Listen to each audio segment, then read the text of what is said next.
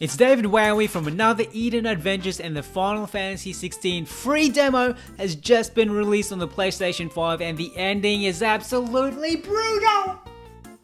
There are 10 things that, based on the demo, could make Final Fantasy XVI the game of the year, and they haven't been discussed much by big gaming channels yet, and the last point I'm about to say is pissing a lot of JRPG fans off. Don't forget to like and subscribe for more stuff like this. Thanks for the love. And if you don't have a PS5, you can watch my full gameplay of the demo. I've linked it in the description.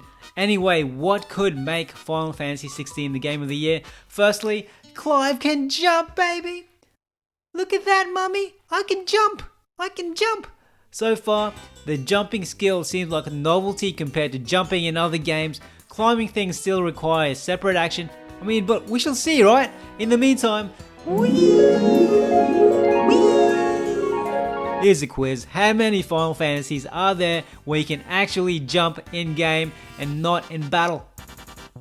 Next up, we've got the swear words! That's right, I'm pretty sure this is the first ever Final Fantasy to have the F word in it. And here are 3 for your convenience. You cock.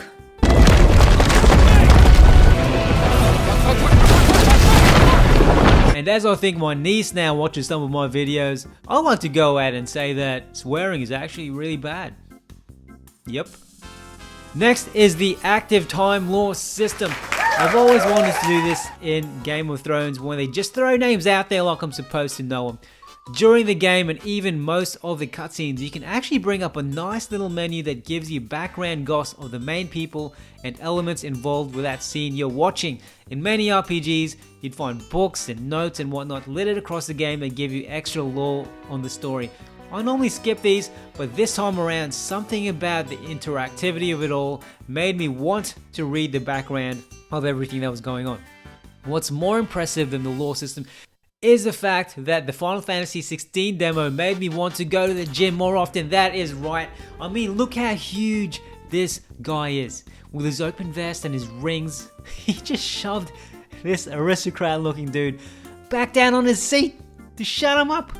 Everyone who works for a manager like this bumbling aristocrat dude needs to go to the gym ASAP and get as big as this guy, so next time your manager calls you into one of those long and pointless meetings and orders you around to take notes, you can shove him down and just walk out.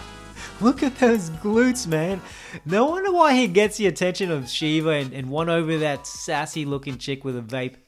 Speaking of sassy looking chicks and speaking of Game of Thrones, this game is unbelievably Game of Thrones like.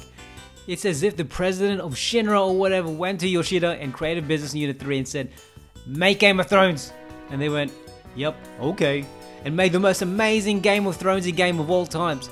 Even from the opening scenes where everything is warm and rosy and kids are laughing, I got this underlying sense of dread that something terrible was going to happen, which is the same dread I felt while watching the first episode of Game of Thrones. Especially when the overly nice and well-respected king made an appearance, I thought, yep, that's Aragorn, and yep, he's not gonna last, is he? All that we need now is a really heartwarming love story, and that's it. We've got Game of Thrones on PS5, baby! Speaking of kings and inbreeding, let's talk about the heat Yoshida went under, because apparently there's not enough diversity in the game. He said although the game is fantasy, it's rooted in reality and it's supposed to be set with an Eastern European medieval look, so that's why everyone is white. But this is where everyone is wrong. If you look closely enough, you can instantly see that our protagonist, Clive, is a Japanese man. Look at his finely groomed, straight and stylish hair. That kind of luscious hair can only be held with quality Japanese hair product and hairspray and be styled in a quality Japanese hair salon. Look at those perfectly plucked eyebrows, my friends. Look at everyone's perfectly plucked eyebrows. I've traveled to many countries around the world, and Japan is the only country where all the men have eyebrows as neatly shaped as this. Look at this guy! His hair doesn't even look naturally red. He dyed it red as he's a party animal. He's shirtless, he's wearing a dog collar, and looks exactly like some of the guys I'd see clubbing at the beach. While we're talking about people, let's talk about the graphics. Sure, everyone's raved on about the epic icon battles, the character designs, the menus, the battle graphics, the enemy designs, the set designs, the complex facial expressions the characters are able to portray, the attention to detail and level of thought and work that went behind it all is amazing. But let's go even deeper and think about the poor old NPCs.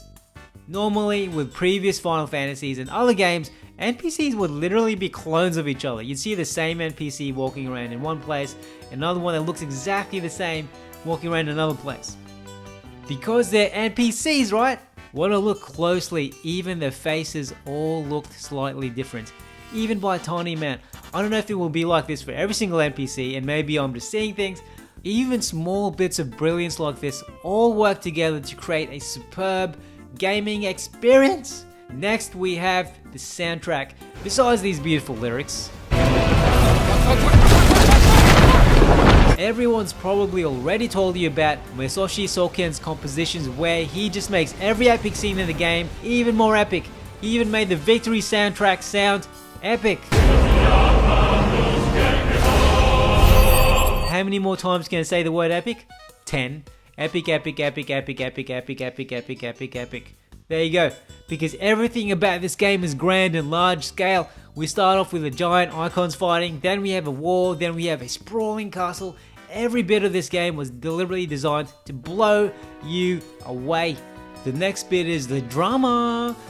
Dude, so little games have me emotionally invested in what's going on. Some people have said there are too many cutscenes, but for me they were just the right amount and wouldn't want any less, and will be annoyed if the developers listened to feedback that there are too many cutscenes and made future games less cutscene heavy.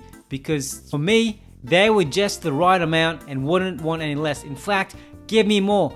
For the first time in a long time, I haven't felt my heart rate go up this much while playing a game.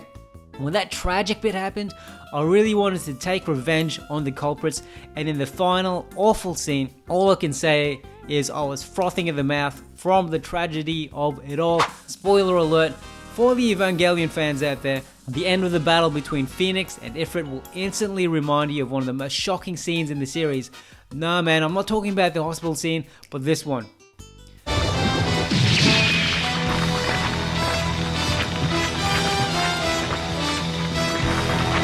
Last but not least is how smoothly everything flows. Other games like Final Fantasy X and 7 Remake were great. You get these awkward moments in the game, you know what I'm talking about, right? Where it's either the acting, or it's the graphics, or it's a bit of both, or the storytelling, where you get these awkward moments of silence, and it's understandable, but it's awkward. With this demo, I felt none of that. It's like everything just flowed smoothly. It's like a well-directed, well-oiled movie. You don't even need to press anything to collect items, which is perfect.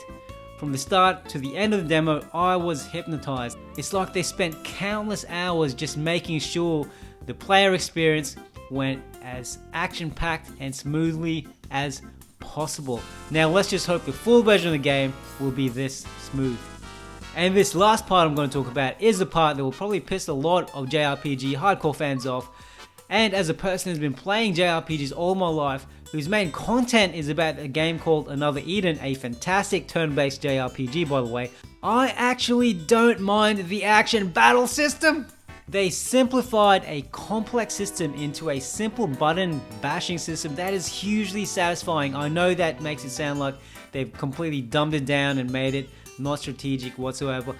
But that's untrue, because there's still a lot of strategy involved, there's still a lot of thought involved, but they just simplified it down to make it palpable and hugely satisfying.